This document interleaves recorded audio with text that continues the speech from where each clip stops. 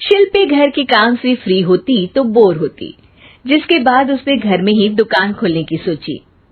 अरे ये इतने सारे कपड़े, अरे बहू क्या करेगी इनका?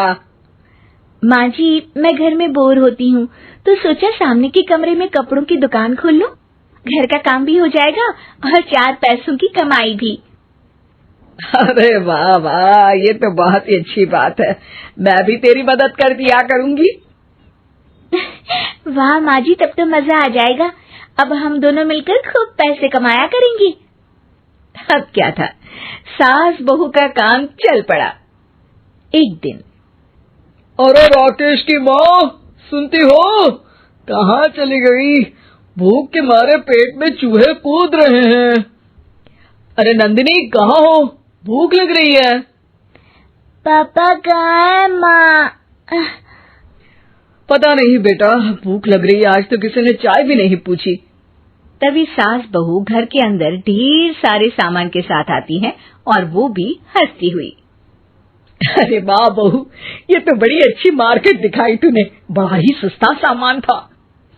हाँ माँ जी, और ये सामान हम डबल पैसों में बेचेंगे, मजा आ जाएगा। अरे बहू, भूख लग रही है, कुछ खाने को दे दे। माँ क्या बात है, आज किसी ने पापा को चाय भी नहीं दी?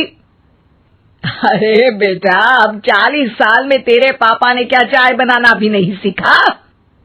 अरे बेटा रहने दे अब इस बहस को।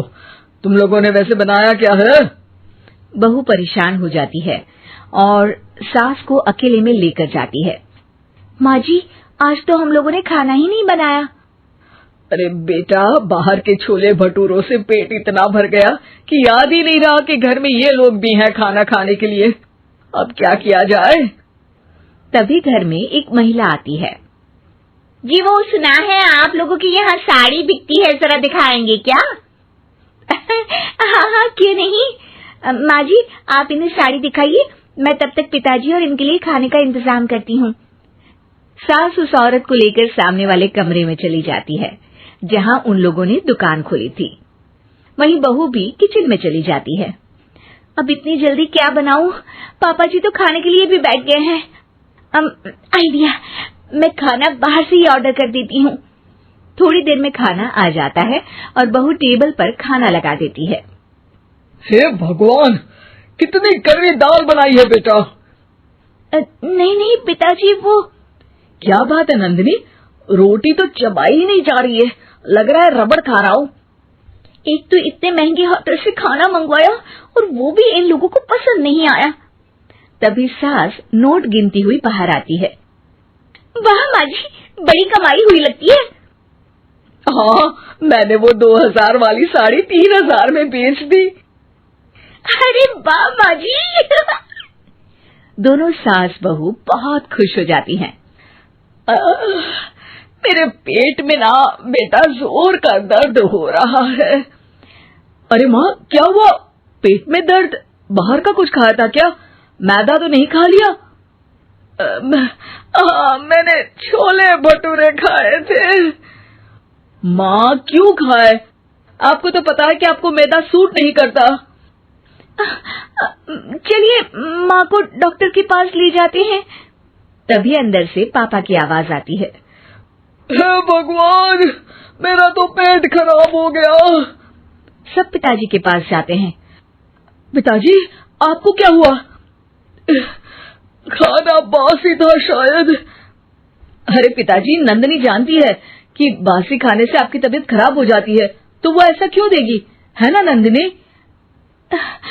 वो खाना मैंने बाहर से ऑर्डर किया था।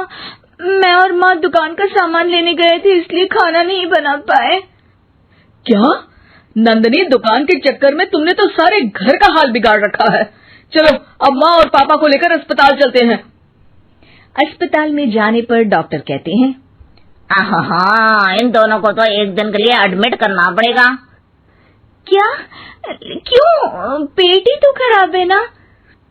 हाँ, तो घर ले जाइए ना, अगर लग रहा है कि कोई बड़ी बात नहीं है और हम सिर्फ पैसा कमाने के लिए इन लोगों को एडमिट कर रहे हैं। नर्स, जरा इन लोगों को बिल तो दे देना। चलिए, मैं आप लोगों को पैक पैकेज समझा देती हूँ। जब बहू के हाथ में बिल आता है, हे भगवान, 60,000 रुपए! इतना तो मैंने कमाया भी ना था। अब समझ गई कि कमाई के चक्कर में घर के लोगों की सेहत के साथ मैं खिलवाड़ कर रही थी।